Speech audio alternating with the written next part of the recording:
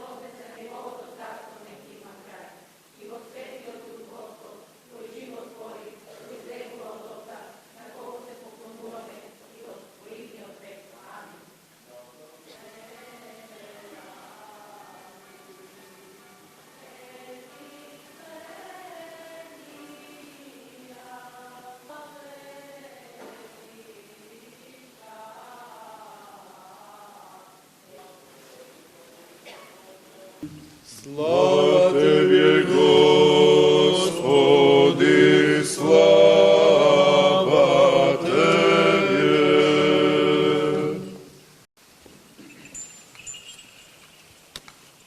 Во името на Отецот и Синот и Светиот Дух, на жалени мајки и татковци, браќа и сестри, баби и дедовци, роднини, пријатели, колеги и врсници, возлюбени во Господа. Само еден чекор има меѓу животот и смртта, рекол старозаветниот пророк. Сушност и помало растојание имало во големата несреќа што се случи овде во Кочани, а во која се изгубија 63 животи, а беа повредени повеќе од 200 присутни на забавата. И еве помина една година од таа трагична ноќ во која настрадаа бројни млади македонски чеда.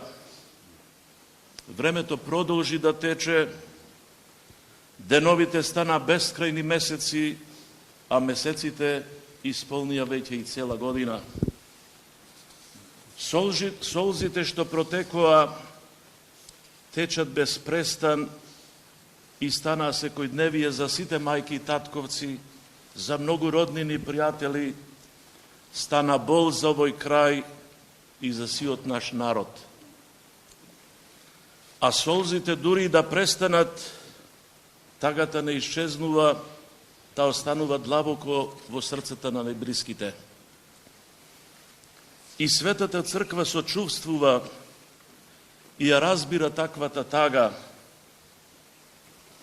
И овој пат се уверивме колку смртта е трагична, особено кога од овој свет ненадејно и трагично заминуваат млади луѓе.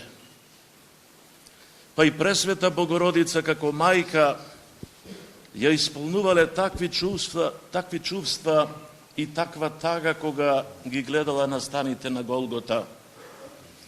А и самиот Господ Исус Христос заплакал пред гробот на својот пријател тридневниот Лазар.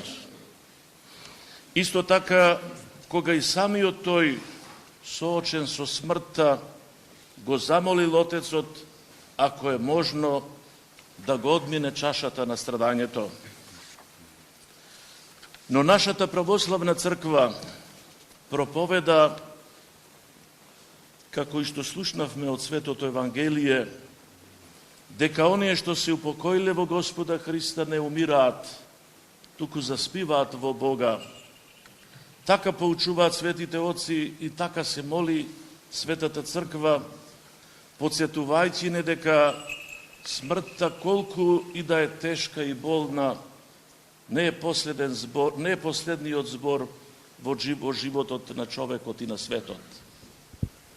Имено, како што сведочи Светото Евангелие, преку смртта и воскресението на нашиот Господ Исус Христос, самата смрт беше поразена, обесилена и преобразена.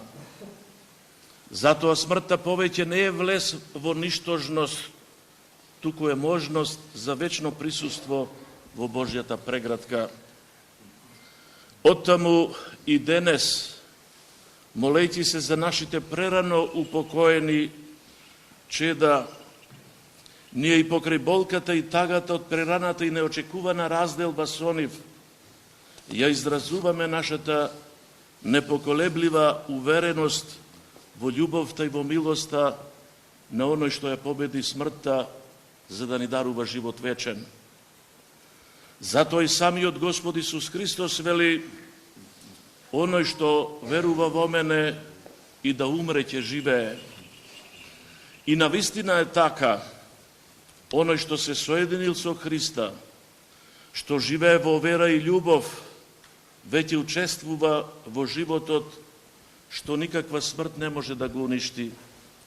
За нив, за чистите по срце, смртта не е смрт, туку премин од времето во вечноста, премин од минливиот свет во светот на незаодната Божја светлина. И треба да сме благодарни што ни беа дадени, како и ние што сме им биле дадени на нашите родители. Затоа и разбирливо е што ниту времето не ја намалува и не ја отстранува тагата од ненадоместливата загуба. Нашите мили во Господа, нашите прерано заминати деца, браќа, сестри, внуци, роднини, пријатели, за секогаш ќе ни недостасуваат. И тоа чувство е природно. Но покрај нашата тага треба да се надеваме дека оние кои што починале во Христа ќе бидат вечно со Него. А додека дојде тој ден, црквата заедно со најблиските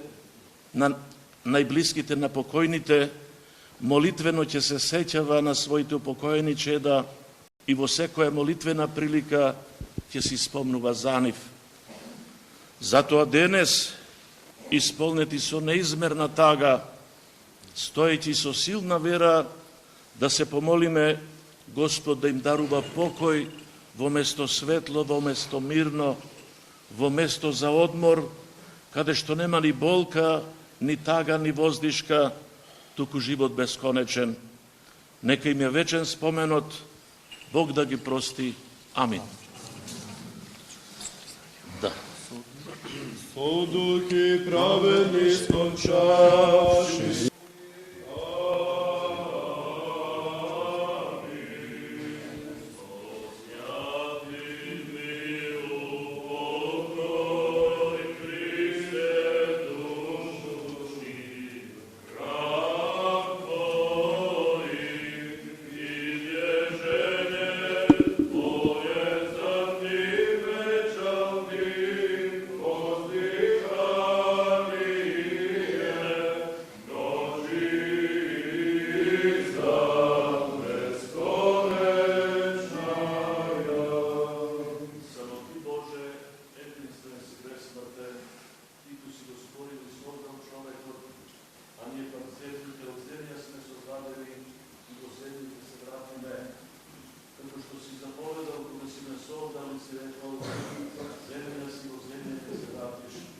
Плачејќи на